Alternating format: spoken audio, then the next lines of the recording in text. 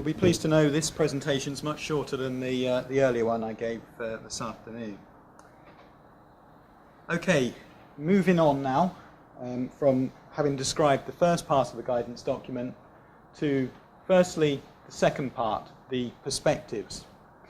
As I mentioned earlier, we recognise that many organisations or individuals might have different viewpoints or concerns or need guidance in different areas than has been covered within the core guidance framework.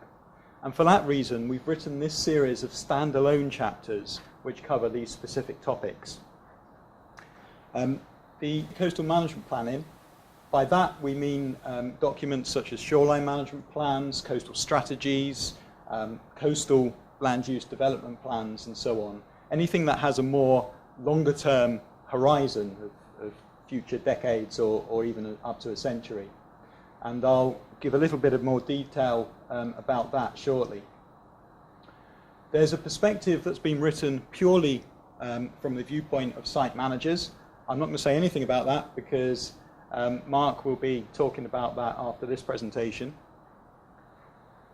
We also looked at very long-term erosion, and I'll explain what I mean by that in a bit more detail shortly.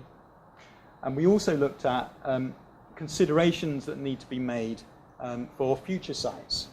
In actual fact, because of the improvements that there have been, or the developments there have been over recent years, with things like the landfill directive and the national planning framework, there are likely to be very, very few future areas where, on the coasts or at risk of erosion or flooding, where landfills will be permitted to be developed in the future.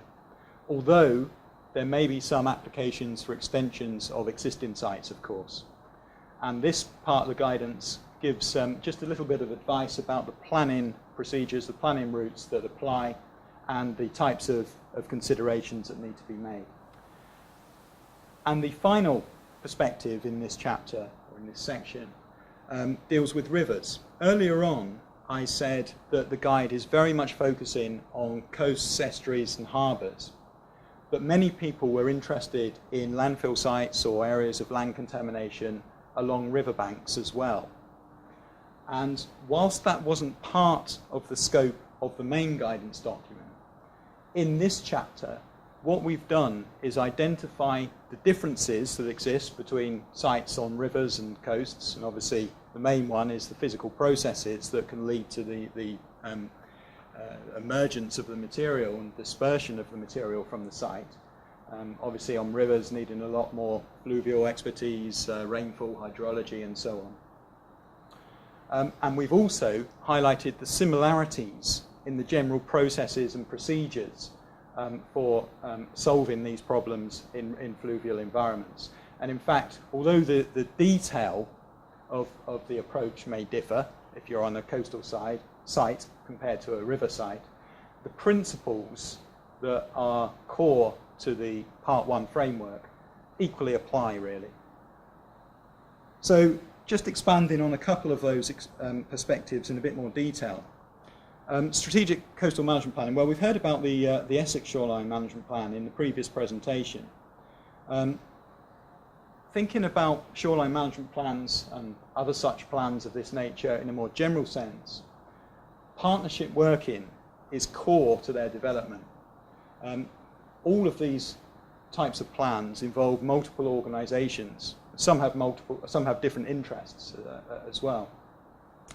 And one of the reasons why getting different partners together around the table to understand the issues and develop solutions, one of the reasons why that is useful is because it can help fully collate all the available data to inform decisions. I think it was Jim who mentioned that many of the first round of shoreline management plans, and indeed some of the second round of shoreline management plans, didn't really give much attention, if any, to issues of waste or landfill or contaminated land at the shoreline. And it was only really in some of the later second generation shoreline management plans that that process started to become embedded. And as I mentioned in my earlier presentation, a lot of the information to inform those decisions is available. There are registers, there are databases and so on. And by having this partnership working approach when you're developing a shoreline management plan, you can ensure, or at least assist in getting all that information coming across to help understand the baseline conditions and develop appropriate solutions. Also, it helps at an early stage to flag up the level of risk that may exist to sites. So the landfill operators or the landowners will know the risks at an earlier stage. Even if they are at some decade in the future, they can be aware of them at an earlier stage. And it can also help in determining the policies, in particular considering whether the existence of a site actually influences your policy.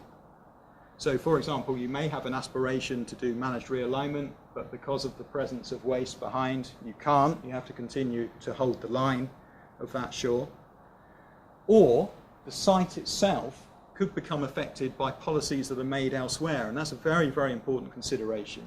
And that's really the whole ethos of these strategic coastal management plans, that you look at the interactions along the coast. So it would be obviously nonsensical to make a decision elsewhere along the coast that then places greater stress and burden on a site where there's waste or contaminated land. I also would like to just touch on a few points relating to the very long-term erosion perspective. Now, let me just give you a definition of timescales. Oh, sorry, I've made a typo there as well. It's the litter bin. You can tell I'm a coastal engineer. Short term, really we're talking about things that are currently ongoing or are likely to occur over the next year or so. Long term, in the context of strategic planning, shoreline management plans for example, extends over decades up to about a century. And what we mean by very long term is going way, way beyond that. So we're looking over centuries to millennia. Now, you may think that that's a very, very long time into the future and is not really relevant to the types of sites that you deal with. But it is relevant to some sites. And that's particularly the exceptional cases where you have hazards that have very, very long retention times, particularly radiological hazards, for example. They need to, if you're looking at, for example, a nuclear waste disposal facility, you need to consider these very, very long timescales if that site is near to the coast. So how do you actually do that? It's difficult enough to predict future coastal change over decades to centuries, let alone centuries to millennia. How do you actually go about it?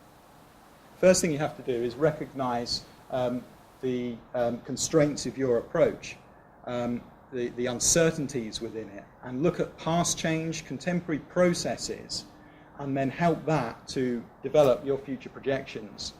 And reduced complexity models, such as this one here, which show the profile shape evolving over time, but not looking at every intimate process detail, simplifying it to the core principles, can help with that. But you run that in a way that simulates the range of possible outcomes and work with a conservative estimate on that basis.